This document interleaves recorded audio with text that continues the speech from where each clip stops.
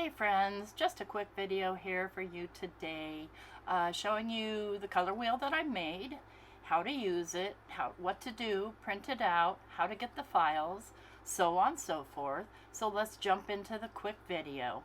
See you there.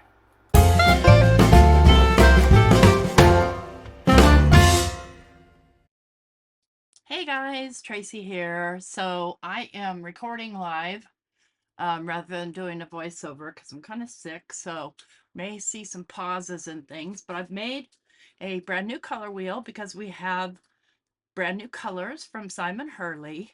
And so kind of the way I work these out is I lay out the colors and then I put them kind of in the order I think they should be in before I go into Photoshop. So I wanted to show you how to use this thing. Oh shoot, there it is. So I printed out two, and in the description box down below is the link to each of these. So there's a blank one, and then there's one already colored and labeled for you with instructions. And you can cut this out, laminate it, you do you, boo. But what you need to do is cut this section out of one of them. And I didn't want to print that, in color again. I didn't want to waste all my color. I'm just going to cut out this circle right here. And now I don't cut very perfectly when I'm kind of rushing, but it doesn't matter as long as the arrows point to the right place. And then I'm going to show you how to use this. And let me just say that these are my interpretation of where the colors should be. If I'm wrong, I'm wrong. I'm fully willing to admit it, but I think I'm pretty doggone close. The only one that I was really kind of iffy on was Clear Skies because it's blue, but it's got a greenish, I don't know, when you swatch it, it's got just a bit of a blue-green to it. So I put it in the blue-green category.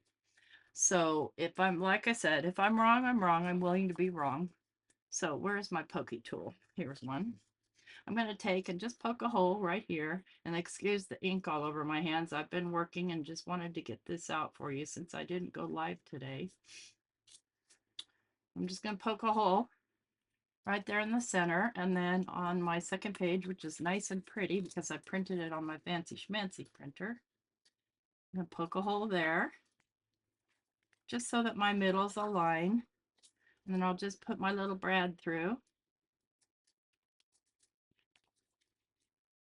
And like I said, you can laminate these or, do whatever you want with it. And I'm just going to open out my brad. Now don't put your brad too tight because you want that wheel to be able to turn. So you can put the brad on and then, do whatever. And then what you do, and it's probably going to be easier if you cut this out into a circle, but what you're going to do is, let's just say that my main color I want to be, and this roar printed out pretty red. It's not really that red, as you can see. So that's why I gave you a blank one to swatch, because they're kind of more obviously true to color, but it's okay. So let's just say I want to use orange.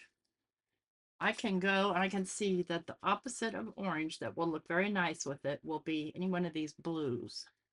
So that's what this arrow's for.